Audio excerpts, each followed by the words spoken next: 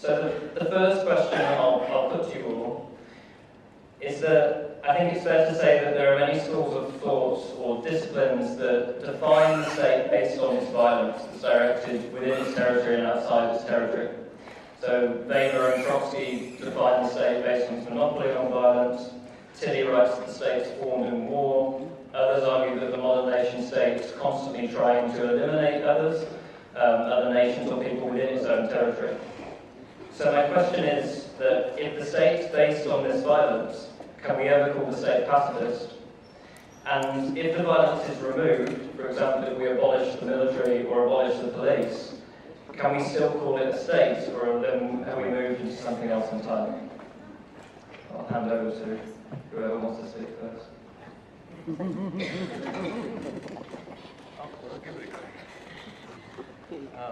It's a bit unfair because I've just been called onto this roundtable as Richard's pulled out. But I feel like I may have something to say about this. I guess it goes back to the question of the relationship between force and law, more specifically than that violence and law. I think personally I'm quite compelled by the argument that many theorists and philosophers from many different perspectives, you've mentioned a few of them already, put forward that there is an intrinsic relationship between law and violence, and beyond that, there is an intrinsic relationship between law and the state.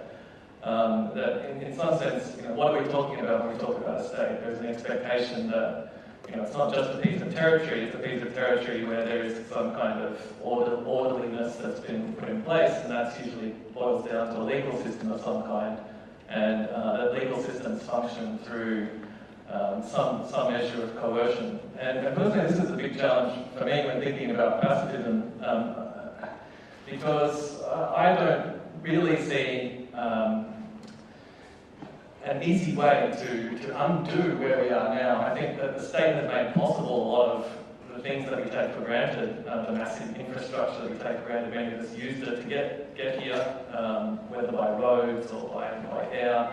The state produces all of these things, and I think in many ways that those things that we've become accustomed to can't be undone very easily. And a lot of it is very closely related to the state's capacity to harness people through the application of law, and that again is related to violence. The way to deal with that, though, if you're interested in pacifism, is then to take the spectrum approach and to say that there may be some violences associated with the state and the future forms of the state, but there may be some violences that we can continue to work against, and there may not always be an expectation that we'll succeed in removing all the different kinds of violence associated with the state. That doesn't mean that you abandon pacifism altogether, that pacifism can still play a role in sort of pushing back against the violence of law or the violence of the state. So whether, I don't ever believe a pure non-violent or pacifist state can ever be created, but that to me doesn't mean that we don't talk about pacifism in relation to the state. Well, coming from perhaps the most, very likely, if not certainly the most violent state operating these days, the challenge is certainly huge. Happily, we can think in terms of the spectrum, and I think the best opportunity we have for a nonviolent state would have to begin by backing into this with relatively small states. Then I think there is a bit of a chance. I'm inclined to agree with Jeremy that whether we like it or not, the corporate industrial state system is imposed on everybody in the world, whether they're corporate industrial states or not. And the hold is quite strong, and that simply is a kind of reality. And one might even think that the state has done sufficient damage to the way the world organizes itself that it's maybe the worst of the damage it's done is it's made itself a more or less permanent thing, at least for practical purposes. So while many of us might imagine theoretically or aspire to a non-violent, non-state structured social organization, the odds of getting there in our lifetimes, or at least in mine, I'm older than most of you, is pretty remote. So I think we have to think in terms of degrees, and I think we have to think in terms of small countries, and I think we have to think in terms of defense systems like those described by G. Sharp in his Making the Abolition War a Realistic Goal, written in about 1980, where we move by degrees to first nonviolent defense and then ultimately to the dissolution of state violence.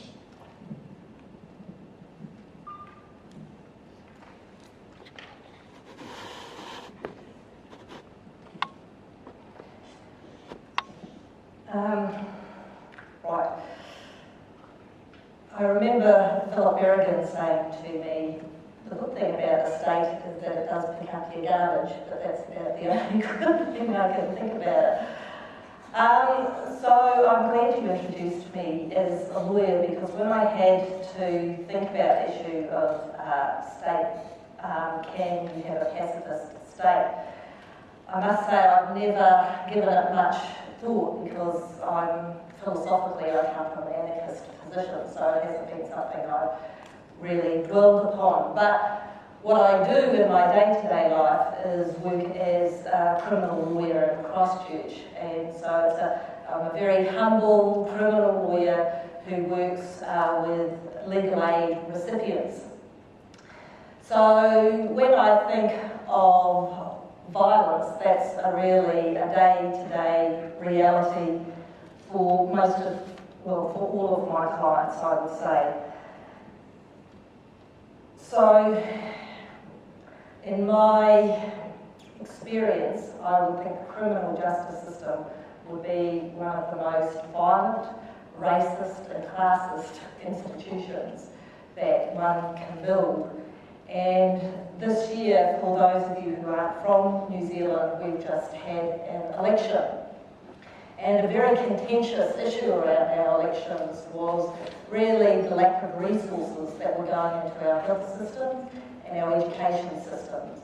But what was announced at the end of last year was $1 billion for the building of a new prison, because our prison population is increasing exponentially and faster than any government agency has anticipated.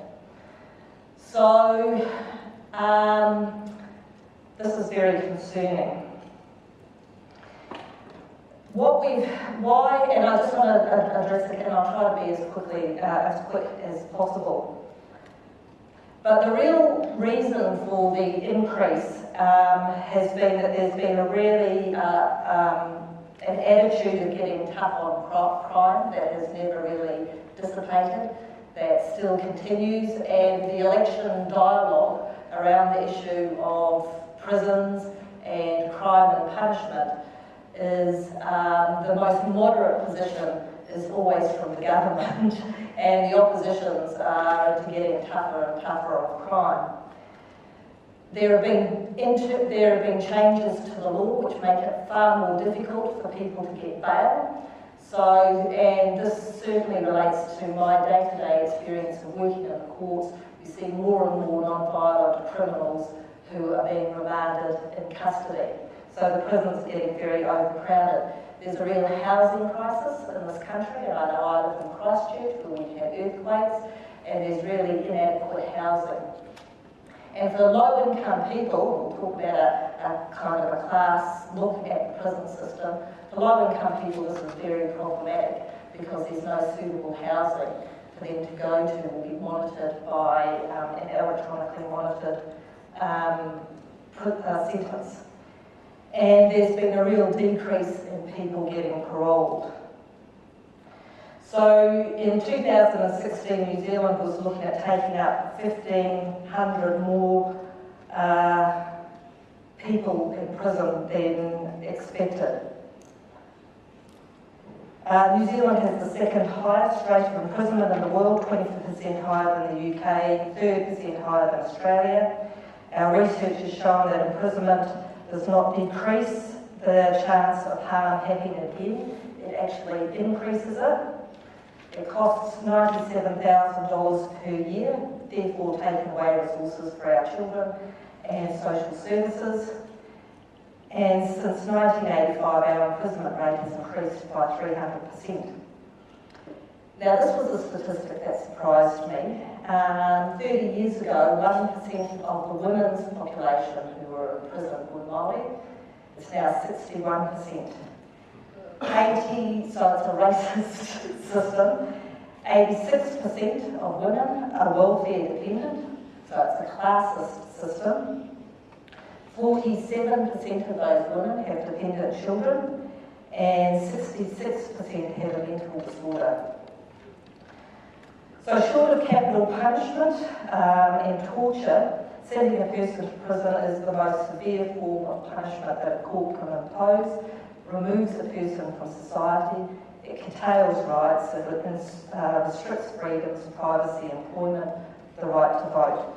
It restricts contact with whānau and friends, and that's particularly problematic for Indigenous peoples who operate with the model of communities. It stigmatises someone and reinforces a criminal identity. So once you're a crim, you're always a crim, and it fails to address the underlying causes of offending. And what's recognised by the Youth District Court Judge Andrew Beecroft is the role of colonisation relating to socio-economic disadvantage and systematic bias. So it's an example, I guess, of state violence that denies any right to self-determination. It's based on, and in my own view, it's got to be deconstructed, and we've got to build a new society within the shell of the old. And that's I guess that's the next question for those of us who don't believe that that you can essentially reform a system that's inherently racist, that's inherently violent, and has all these outcomes relating to the poorest of our society. And I think where a vision is going to come from will have to be from the margins. It will have to be from Indigenous peoples at the end of the day who can help us create some new models. I hadn't really thought, because I only came up with these thoughts this morning, but I know that this issue of systematic violence has come up, and I guess I just wanted to share, because I work in the criminal justice system every day. It's a very depressing place to work. I just wanted to throw that out there and share that conversation with you folks.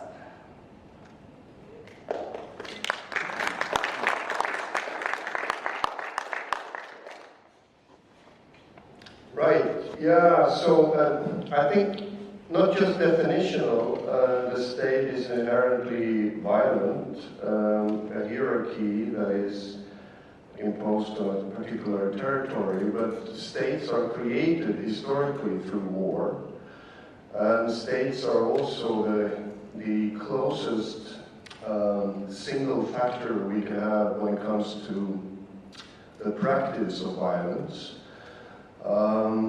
Be that structural violence or direct violence in the form of war or standing armies. The production of genocide is inherently connected to the state.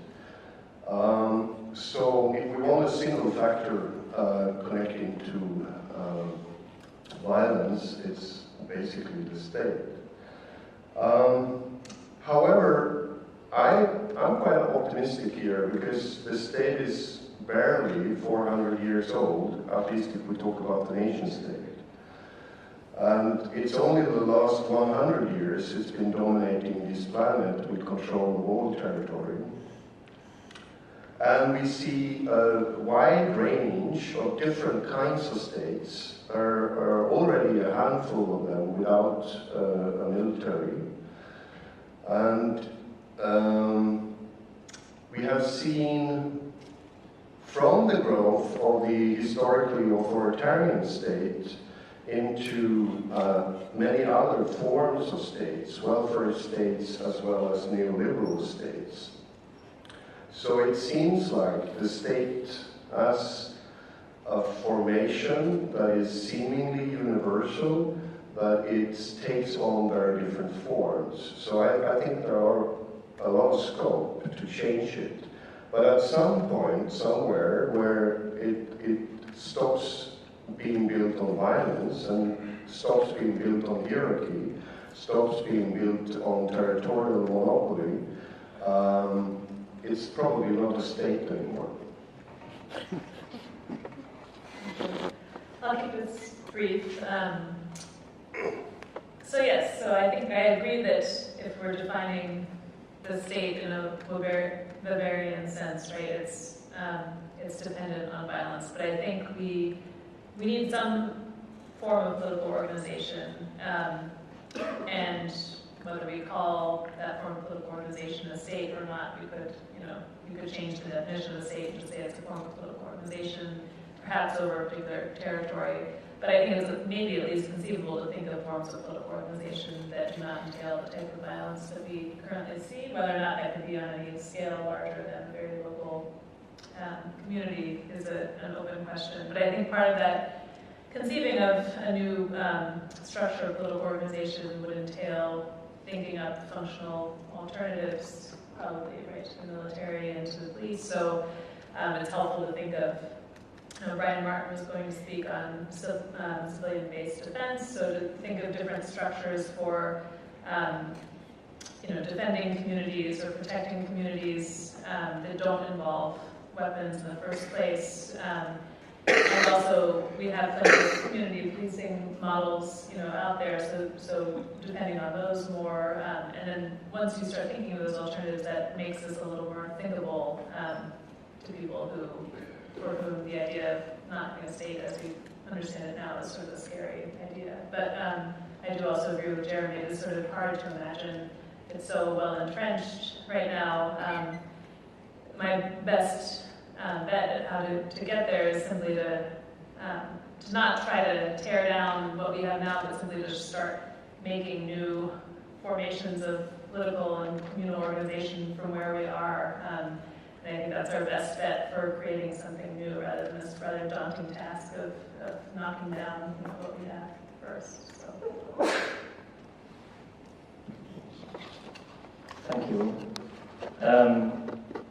Seems to be a general consensus that the state is violent, and different views on how much it can change or how much it needs to change. I think I might move on to the next question, which is especially leading off what Moana was talking about, and a number of things she touched on, which is kind of the structural violence of the state, which, from my reading of pacifist literature, is often the side that tends to get less attention.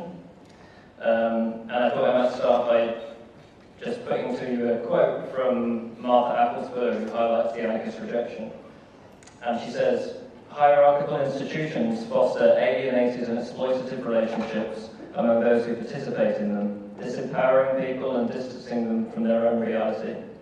Hierarchies make some people dependent on others, blame the dependent on their dependency, and then use that dependency as a justification for further exercise of authority. So in short, the state's based on hierarchy and authority that denies those at the bottom the ability to flourish.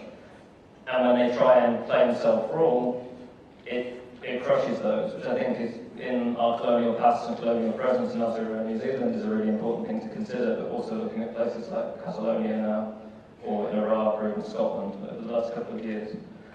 So similar to what I said before, my question before, can we conceive of a state that doesn't operate without hierarchy and authority? If not, is it still a state? And maybe I'll ask you to respond to what I said or respond to each other.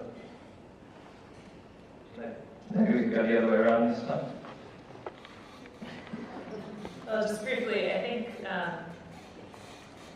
my sense is that if you think about questions of scale, you can have maybe small-scale political organization that maybe does not depend on hierarchy, but my sense is that the bigger you get, the more necessarily dependent you might be on having some sort of hierarchy, but I'm interested in what everyone else has to say about that.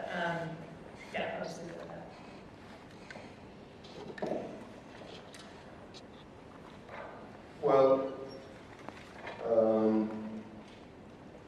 I think if we want to go beyond that kind of structural violence inherent in the state, I think we have to think in terms of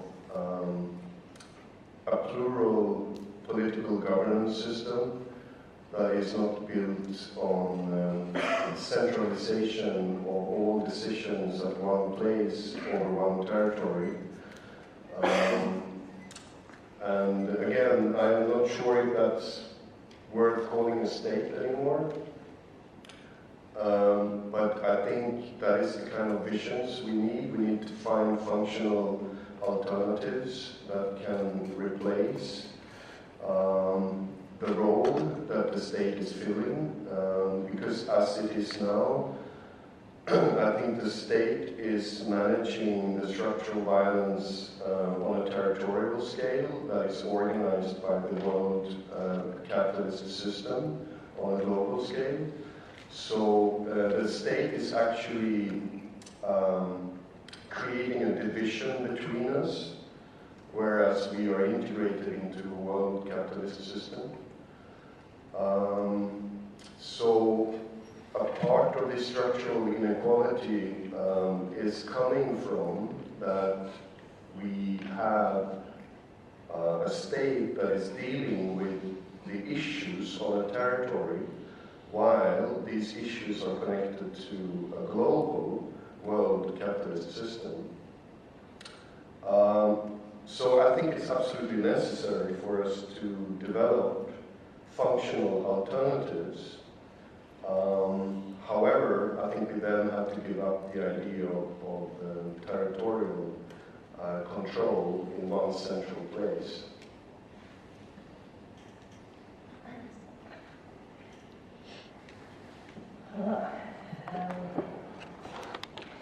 I think that it is really hard for those of us in the first world to for those of us who are white, and so I'm going to talk about the context of coming from a white perspective with all the privileges that have come with colonisation. I think it's very, very difficult for us to create that new society in the shell of the old, because we're inherently violent.